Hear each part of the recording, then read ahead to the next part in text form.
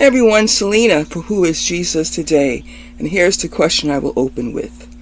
Are you really in the place, in the position in your heart that you are able to cross over into the promised land? And to that place or those places or with those people that God has spoken in your heart, that He had a plan to bring you to them. It may be people right in your own community, right around in your town, or you may have to cross some seas to get to that place. You see, there is a place that God continues to bring His people throughout our Christian journey, and that is the crossing over. And you know, when I left New York City, I had to cross over. And I'm going to say this, that God has a way of using people that maybe you would not even generally follow. But still, there's a word that you could receive. And so I recall a pastor, I'm not going to call out his name, so I have to leave out the curiosity. You know, if you have a curiosity, then you just do. And I would not generally tune into this particular leader, but I was actually sitting in my like a recliner chair in Philadelphia, and he said, sometimes in order for you to get the blessings that God has for you, you're going to have to go across the country. He said something to that effect, and I'm like, wow. That's a confirmation of what's in my spirit. I did not plan to hear this from him, and I don't even generally watch him. And crossing over is a much bigger step. If anyone has ever crossed over, it is not always geographical. So let me make that clear. It is not always you got to get on a plane and go to another state, city, or country. But oftentimes it can be. Because we are people who are called to leave those things behind that we are also attached to. A comfort zone. Okay? Manhattan, Central Park West. Okay? Walking down the streets of Fifth Ave. Okay? The bodegas in Brooklyn, New York. And yes, Harlem, Spanish Harlem, East Village, the lower west side, the lower east side, no, West Village. My history and roots go back to West Village, that far back. Okay, that's kind of where things begin. Yes, and it's just really something to have to leave behind a history that kind of puts a brand on you.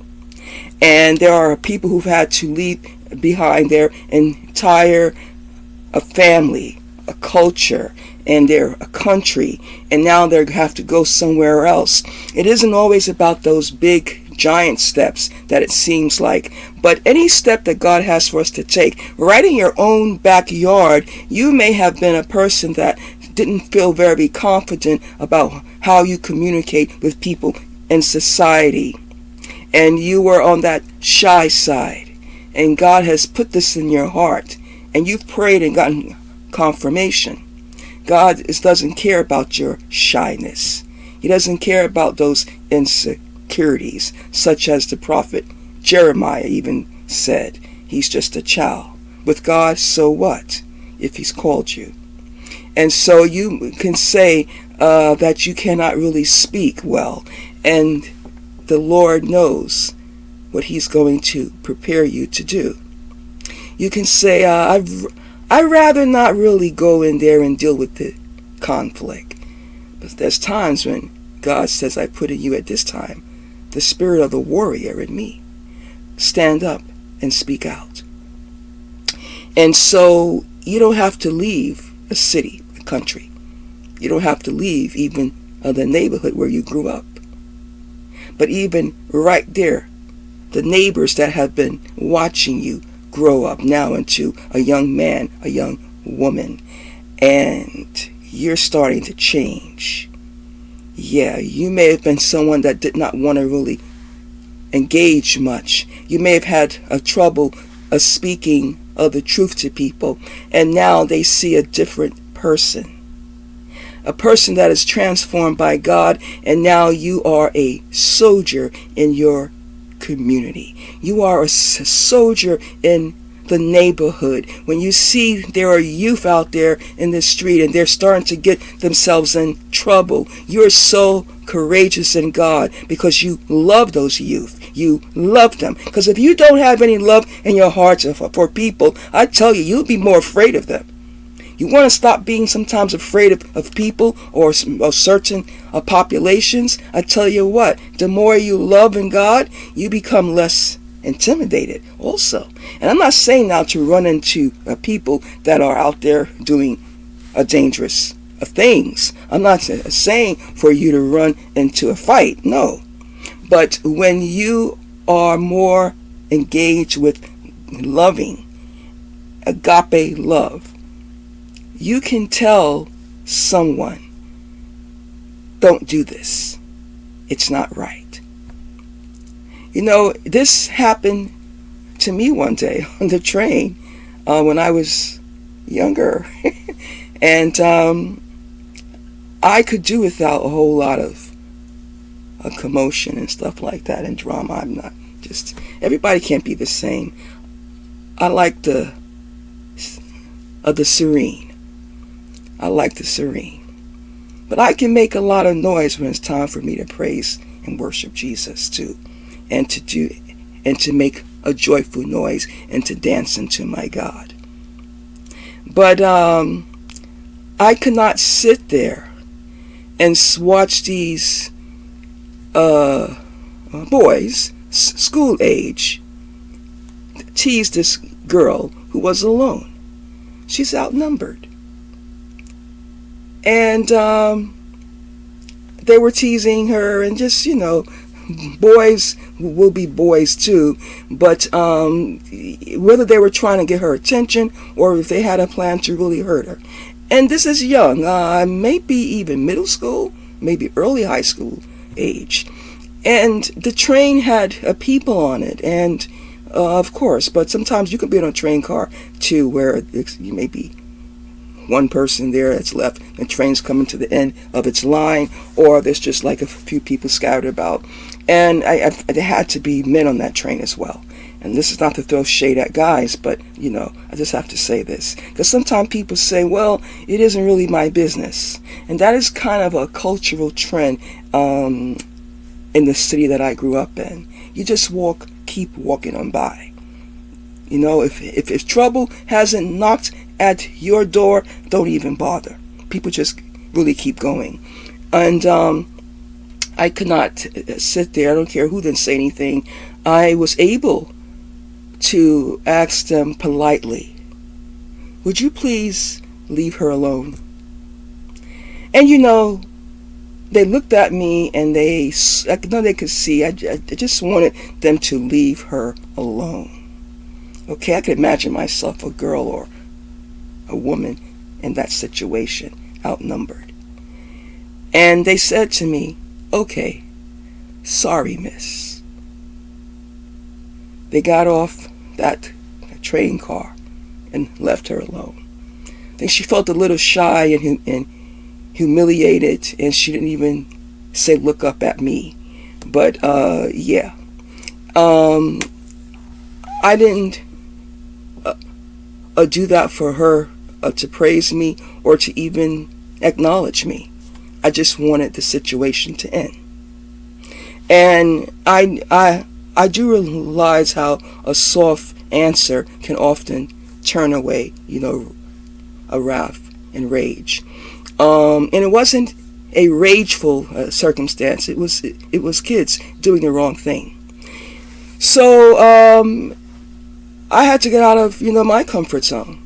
You know, it can't just be, you let people do what they do and you do what you do. But sometimes you do have to speak out. Sometimes you do have to intervene, even putting yourself at risk. But what brings us to that place. You see, God is working in us. He is working in us courage. He is working in us patience, endurance. Right. He is working these things out in us, but there are times that you think you are ready for that pastoral role. You are ready to go out on the mission field. You are ready to plant the church.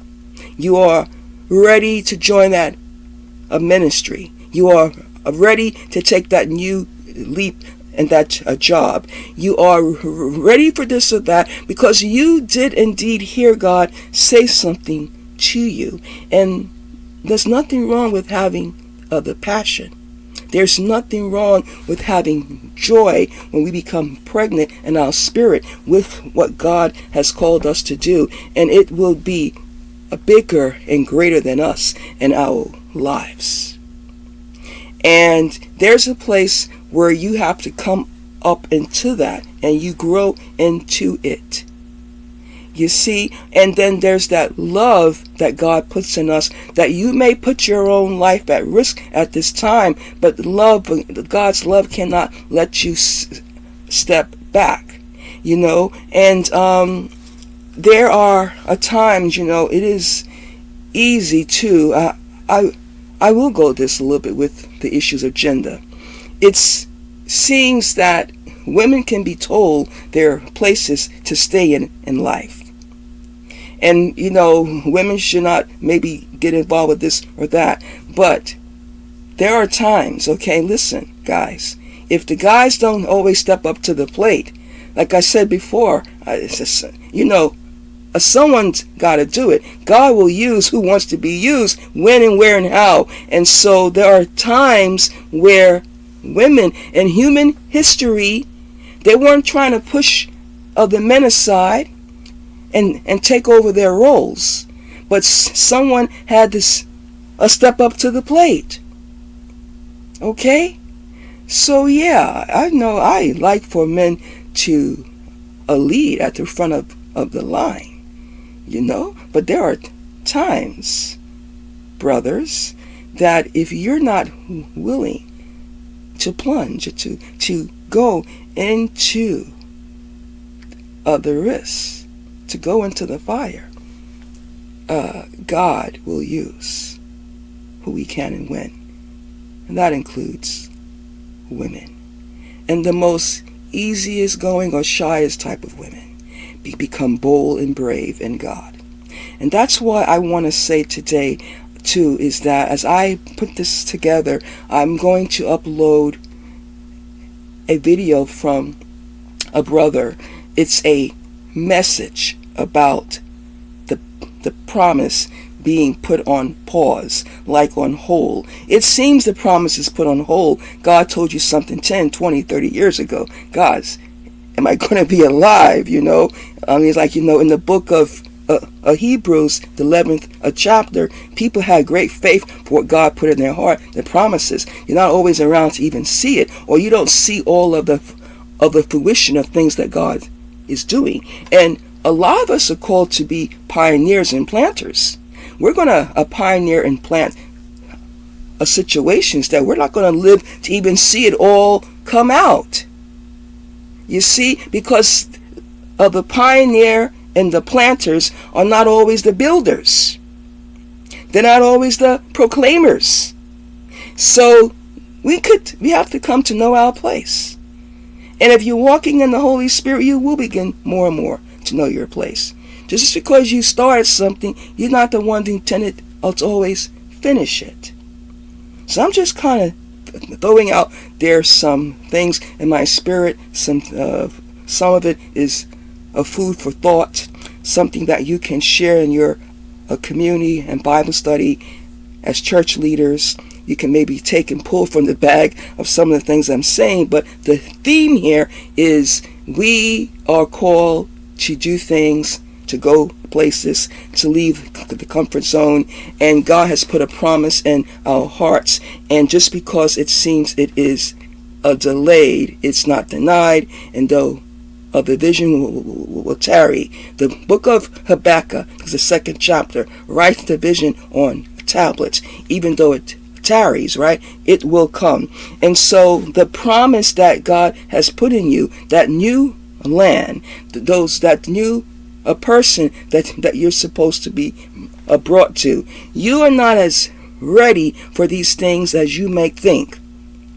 And you're not as ready for that new promotion that you may think. Yes, you are ready to get the money, but you still may not be as ready to be as successful in that field as you think. God is still working in you and through you. And just because you know in your heart and you feel it, and people have prayed over you and prophesied and it's been confirmed, it is just not the season yet. And there's times when it seems like, wow, that's kind of gone away. I remember I was in Chile. I was even starting to put away some things that I heard in my spirit in the U.S. when I was to come back and to return. And before I could leave the land of Santiago de Chile, I felt in my spirit that word that I heard before. I need to get back to that and to believe it. I've heard this before. Sometimes a person is being trained their entire lives to make that one final speech that can change the atmosphere of many people and even generations to come. Someone can be being prepared most of their lives to step into a role that they may even only say live and function in for a couple of years. Lifetime just about preparation for a role to function in for a couple of years. Sometimes we are the pioneers, we're the planters. We're not always the builders. Sometimes we are the pioneer, the planter, we're part of the building. But we're not the ones that are going to be doing a lot of the declarations of what God has done. He's got other people in line. He's got the next generation. He got some people he's preparing already in Gen Z out there, folks. Any of you out there in Gen Z? If you are watching this video, likely not. But what we are working on, remember, God's raising up Gen Z. See, it goes from a generation to generation. I want to say something about the presence of the Lord, and I'll stop. Because one thing about fulfilling God's promise, and a lot of times why the promise is also seems to be on a pause or on hold, is that God is preparing us to come into the presence of the Lord, to really be people who seek God's presence. God is omnipresent. He hasn't gone anywhere. The problem is we drift away. God is omnipresent.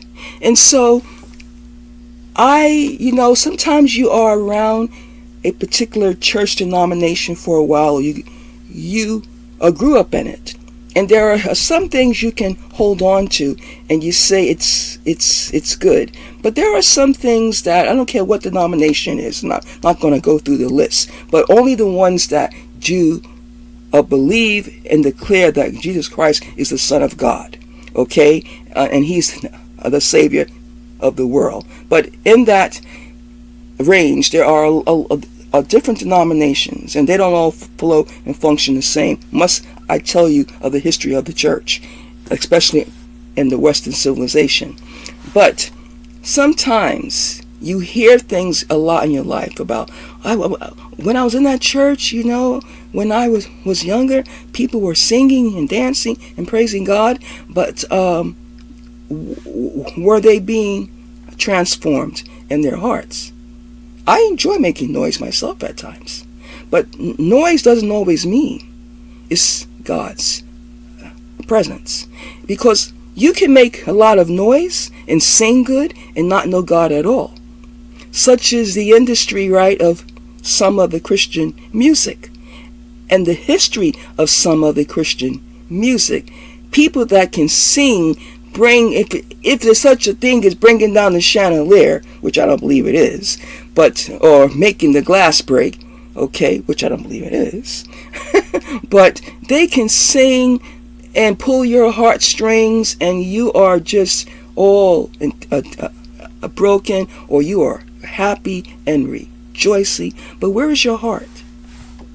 Because we can be people all around the things of God, all around the presence of God, solid teaching, great music. We can be people who gravitate towards church music, because sometimes some people like a whole lot of noise.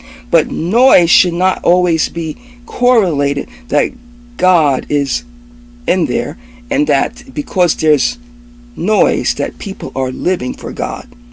Because people sing well, that they are right with God.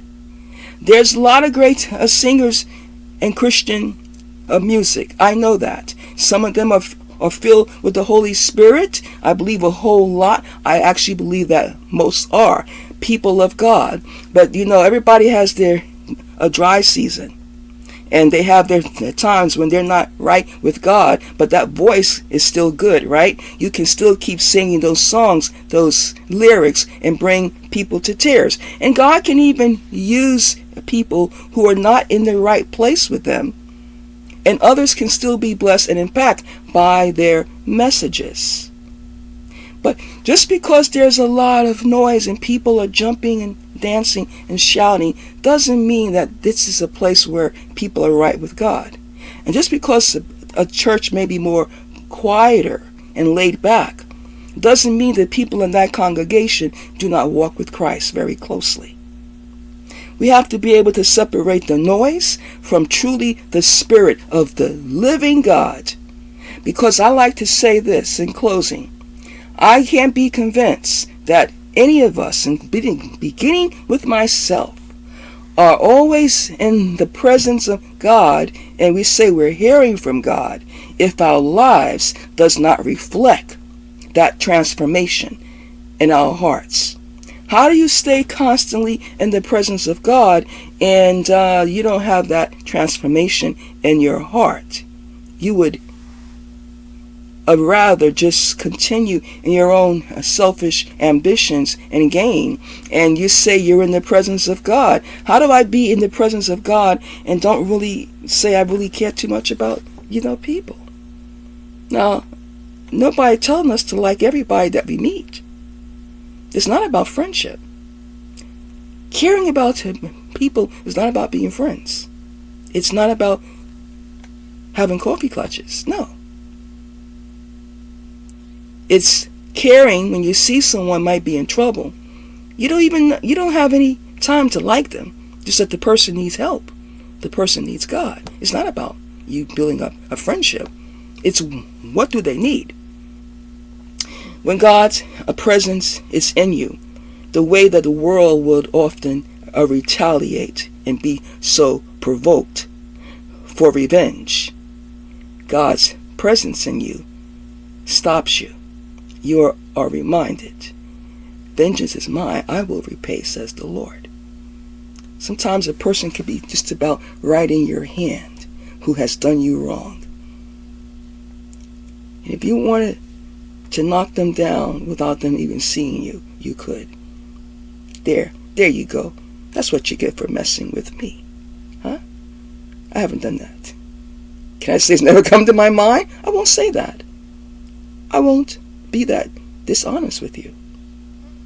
Not that I aim to hurt anyone, but sometimes when you have been wounded and people have just consistently done something wrong, or a particular person.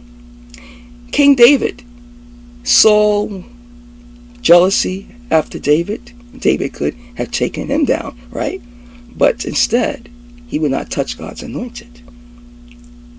A rebellious leader, a rebellious king, King Saul. David did not retaliate. He did not touch God's anointed. Yeah. Saul had him on the chase.